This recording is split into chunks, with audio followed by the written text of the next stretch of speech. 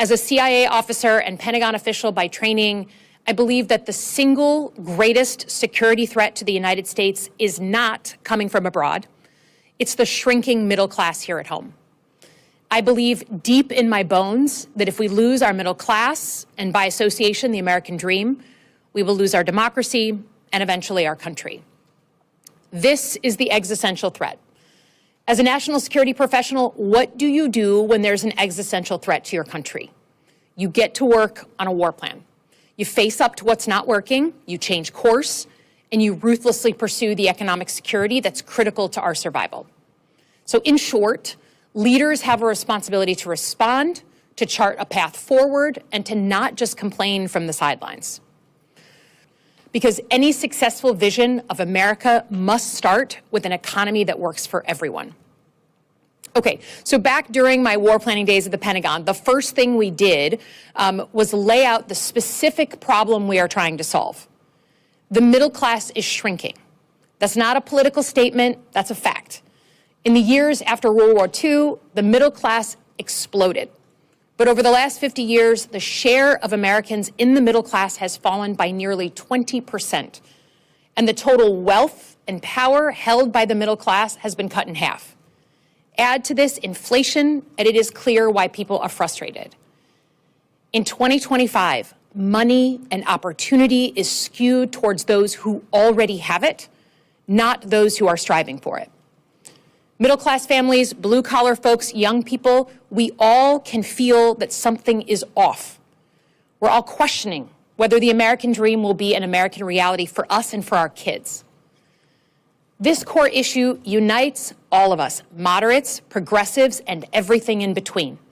And that unity is critical if we ever hope to succeed in a plan. Things aren't off because Americans have stopped working hard. It's because government hasn't lived up to its side of the great American deal. That deal, which we all automatically signed up to, is this. Government has the responsibility to set the conditions for success, and the American people have the responsibility to work hard to achieve it. That deal is failing because politicians from both parties strayed from ruthlessly expanding the middle class. They've been lured by special interests, their own re-elections, and niche issues that have more to do with themselves. And it's been compounded by the bitter fighting that goes on every day between Democrats and Republicans. The result being, even as the economy has changed a lot since World War II, our government has not kept up. The things you need to succeed, your job, your school, your health care, are outdated and broken. And if the election in November told us anything, it's that it's not just Trump voters who are frustrated with the government. It's Americans across the board. As a senator from Michigan who just won on the same ballot as President Trump, I've seen this frustration firsthand. Michigan literally invented the middle class, the very basic idea that you could work at an auto plant and afford the car you were building.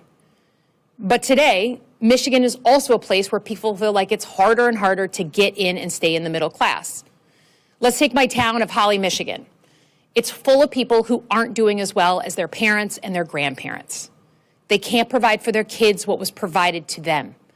Dad worked at the Ford engine plant and could afford a fishing cabin up north, but his son can't afford one. Dad could take his kids to Disneyland, but the son can't take his kids on vacation. Down the street from Holly is Flint, Michigan, where it's gotten harder to get in the middle class in the first place. And this is the thing that many Democrats have, quite frankly, lost touch with. When you can't provide for your kids, you feel anger, you feel shame, you lose your dignity, and you look for something or someone to blame. That anger, that suspicion among Americans, that right there is what I mean by an existential threat. Because in a multiracial, multi-ethnic democracy like ours, when people don't feel like they can get ahead, when the system is rigged against them, they start blaming people who don't look like them, or who sound different, or who pray different. It's how we begin to tear each other apart from the inside.